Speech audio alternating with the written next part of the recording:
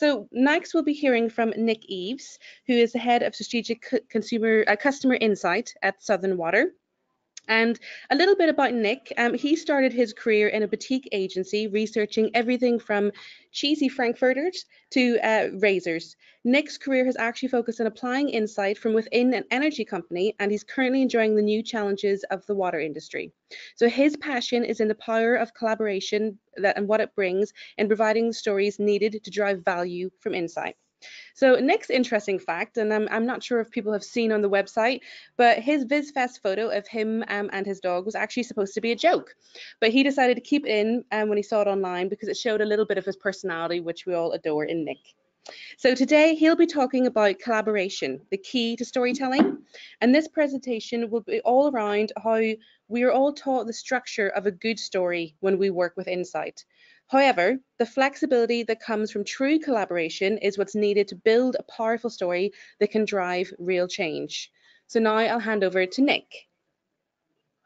Thanks, Danielle. So I just want to talk you through, in particular, collaboration and the role it plays in telling a good story. And it's something that probably has only really come to light for me more recently in my new challenge within water. And so within the water industry, there's a huge amount of collaboration across customers, stakeholders, independent groups, regulators, huge, powerful collaboration that's needed to really kind of deliver what we need to do and kind of reach successful outcomes. And kind of looking back at what I've done when it comes to insight and the power of telling that good story, I think collaboration really is kind of a key point to it. So it kind of starts at the beginning of my career, really, when we're all sort of taught about the structure to tell a good story. And what we're all sort of taught, or kind of most of us learn, was around, there's a beginning, there's a middle, and there's an end. And to really turn something into actionable insight, it's about telling that story about the what, the so what, and the now what. So the what is very much, what does the data tell us? So it tells us that X% think this, or that customers prefer Y. But then there's the so what. So what should we do with that? So that tells us, that customers are particularly interested in an area, or that's an area that potentially would really work or they'd find appealing. And then the now what really is the recommendation that, okay, well, what should you do with that? And the power of the story really is trying to get to that now what. What should you actually do with that?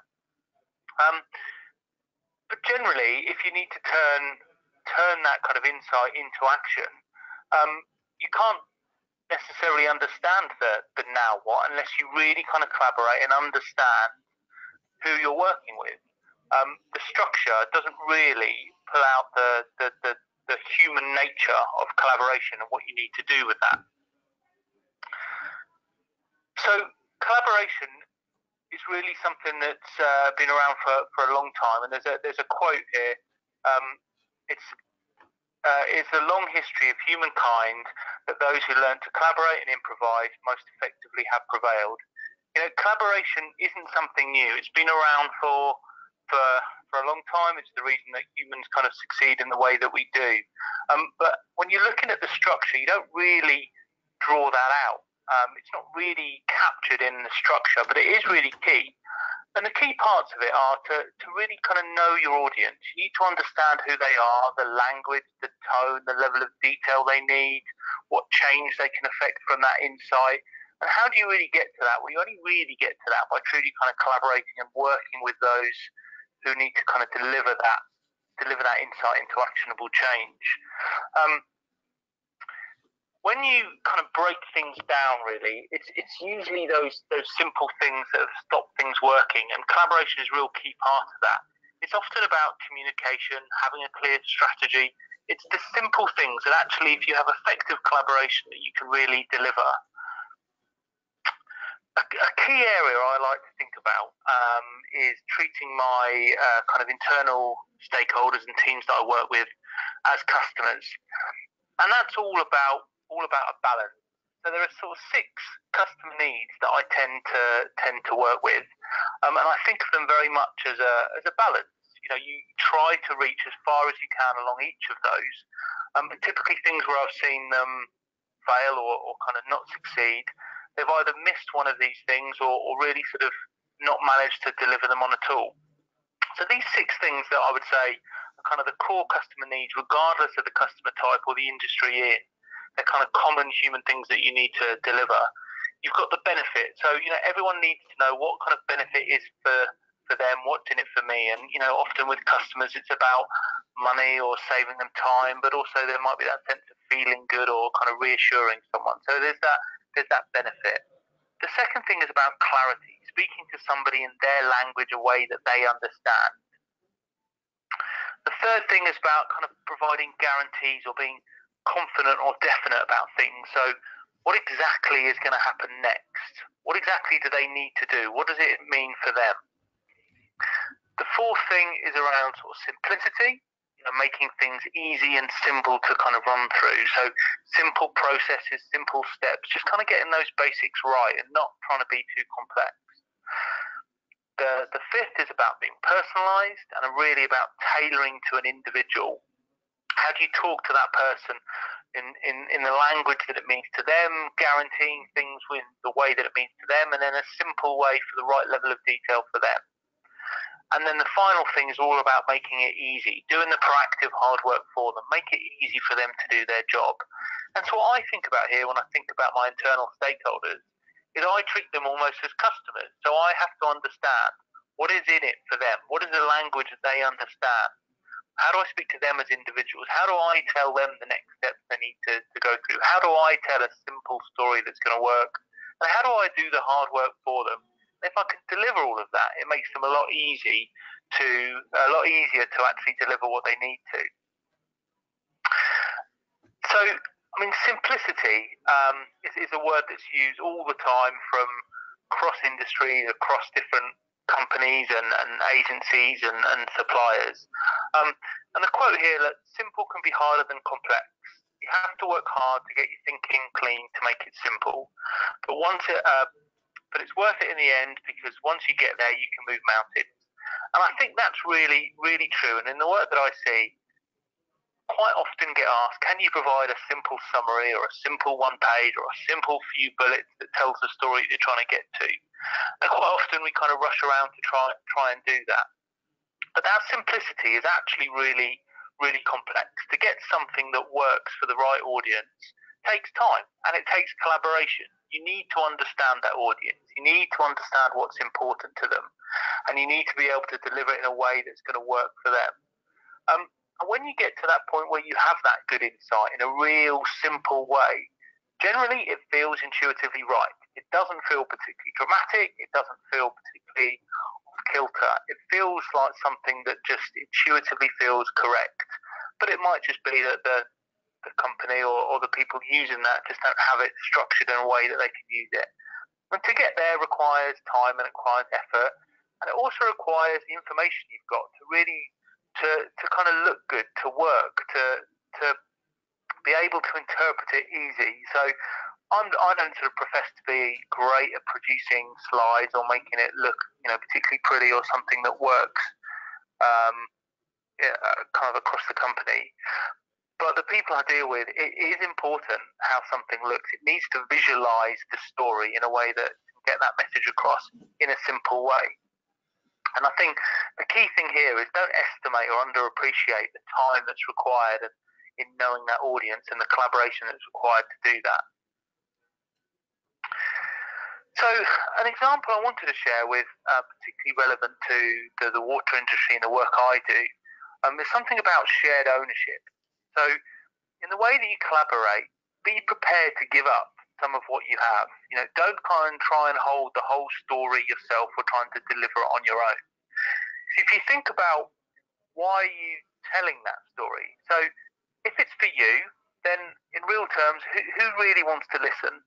But if it's for a shared outcome, i.e. you're trying to drive change, you're trying to drive actionable change, then people are going to listen and they're going to want to be part of that. So be prepared to share your story and to bring others in to kind of bolster and build the kind of collective view of what's happening. An example from the water industry is, and there are many examples, but if you took something like bathing water, so all the beaches that we we enjoy and kind of love. Water companies are generally looked at to be responsible for the pollution and the quality of those beaches. But that's not necessarily the case. Yes, there is treated water and treated waste that goes out into the seas, but there are farmers, and there's the water that runs off from the farms and picks up chemicals and then runs into our rivers and then into our seas. There's businesses and what they output into our rivers and seas. There's the litter that people leave when they go onto the beaches. All of those things contribute to that. And if you're trying to do something because you want to do it, and you come across as very kind of preachy and one-sided and don't kind of collaborate with those you work with, you're not going to get that story across.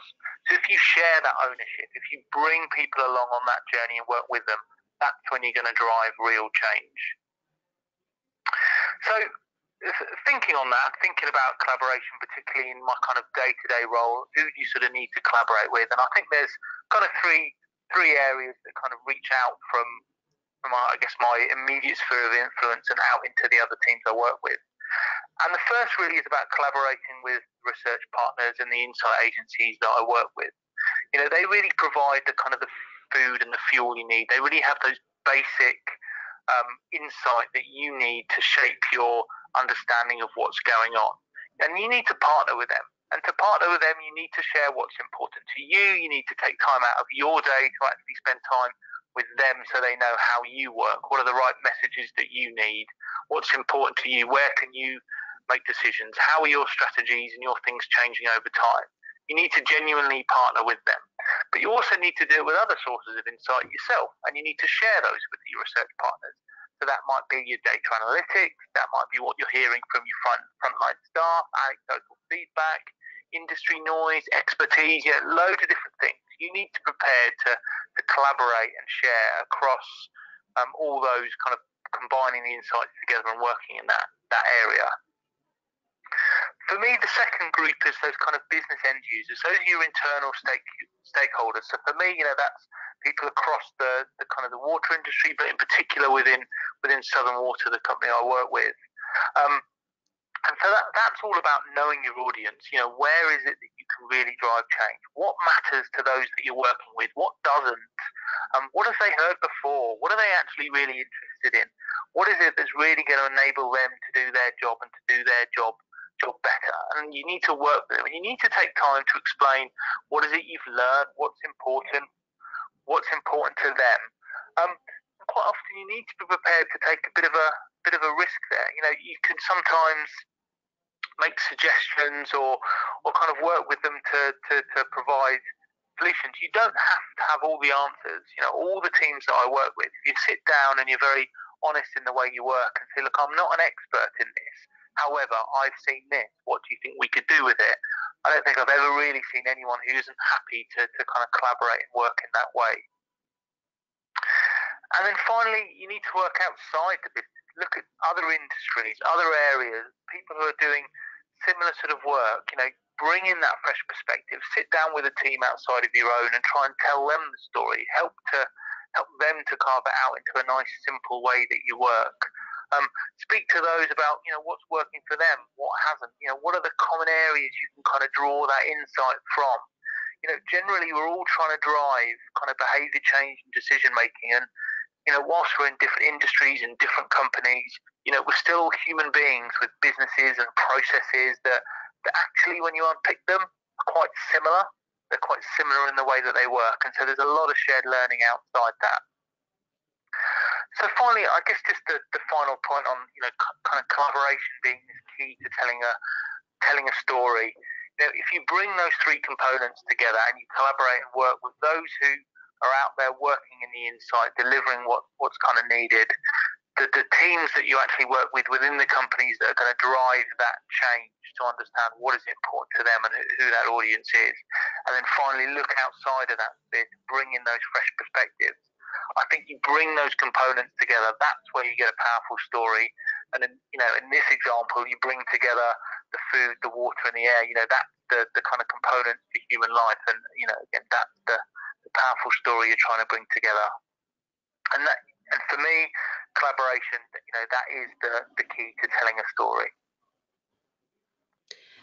Fantastic. Thank you so much, Nick. That was really interesting and really great to see how all the parts ladder up to create a fantastic story. Now some of the questions coming in for us. I wanted to ask actually. So you discussed how making something really simple, how making it in its simplest form is actually quite a complex task to undertake. What, in your experience, what tips or techniques do you use to try and get across that simple story for your team? Yeah, okay, so it's a great question there. I think for me, the tips I use, they're not particularly complicated. They're actually pretty straightforward and they're pretty simple. And I think the first, as I've kind of alluded to here, is around kind of collaboration. I go and sit down with someone completely outside of what I'm trying to do and try and talk them through the story that I'm trying to tell. And that helps in a number of ways. One, it actually helps me get it clear in my head, because as I talk it through, it spurs off other ideas and it just helps me sort of structure it. And I think the second thing there is it helps give that fresh perspective. Someone completely new coming to it cold, they don't understand it, they'll kind of quite quickly call out. And then I guess the other technique, other than collaboration here, is I try and just write it down in real plain English. Quite often spend time trying to wordsmith it and trying to get it really correct in the way that you want it to come across, because of course you're often working on a presentation or a note that you're sending to someone to drive some change. But I just kind of write it down in really plain English, and it might be as simple as, I'm writing down, we should do this because this is what it tells me to do because of X, real simple. And then I work up a kind of telling the story around that, because once you've got the core bones of what you're trying to get across, it's a lot easier to kind of do that. And that's really key, isn't it? When you think about the fact that you're dealing with people and people respond well to those simple stories. We've got another question around. So, if you could go back to when you were a young whippersnapper of a researcher with all the experience you have now and talk to yourself about when you were learning about the first insight story, what would you say? Yeah, well, I mean, I would obviously hopefully still consider myself a young whippersnapper to some degree. I think the biggest thing that I've learned, and it's something that does get kind of bound around quite a lot, is the kind of the 80-20 rule, and that's talking about just focus on trying to get 80% of the way there, and don't worry about kind of 20% of the detail, because that's generally where you kind of get stuck down in the weeds and trying to do things. And also, don't worry about just having a go at something. So when you're thinking about that the what, so what, and now what, well, it's really difficult to know the now what when you're not an expert in that field or that detail. But equally, it's quite easy to write down, this is what the company should do, or this is the decision you as an individual should make, or a team, without really knowing the history of what's there. So you have to strike that balance of being able to say, this is what I'm seeing from the data. This is what it's telling me. Therefore, have we looked at this? Have we considered this? And if you do that in a sort of collaborative way, working with someone, then they will take part in it. But if you do it in a way that's very kind of confrontational, then they're likely to actually sort of perhaps reject what you're doing and not using that insight. And going back to that shared ownership, if you've got that outcome in mind, so you're there because you're actually trying to drive that genuine change and you want it to succeed, that is how you'll naturally do it, and that's how it will be received, and that's how it will really work. So I think that's how I would really, I try and tell myself those kind of stories and try and get me to work in that way. Great. And I think perhaps our final question for today's session, and perhaps controversially, but have you ever found yourself in a situation with people who didn't want to collaborate, and how have you dealt with that situation? Yeah, I guess there are those that perhaps are less interested in kind of collaborating, but thinking about this, there's probably two reasons for that. There's either, and this is my experience, there's either those who aren't perhaps aware, they're just not aware of how you can help them do the work that you do, and thinking back to those kind of key customer needs, if you can take them through or kind of deliver it in a way that works for them, and you kind of show that you're there to help them get that shared outcome, then actually that's a kind of a big tick, and that tends to get people interested. The second thing is the kind of that perspective. So I think you can sometimes see people when you kind of come in with your insight, see that as almost confrontational. You're telling them how they should be doing something better, or how they should be doing something differently, without necessarily the wider context. And insight plays a role. It plays an incredibly strong role in telling you what's kind of important for customers, but it isn't the only factor. And I guess you need to deliver it in a way that is kind of reflective of those other decision-making parts. You need to be strong enough in sort of saying, look, this is what the insight's telling you, therefore what shall we do with it? And you need to collaborate to work on that, what might it look like. But you just need to kind of get that across. And I think if you can do that, generally, people who are there to kind of deliver that shared outcome and generally want to do the best for who they're working with, they will play ball. Fantastic and really good advice for sure. So thank you so much for that, Nick. That was a really interesting presentation.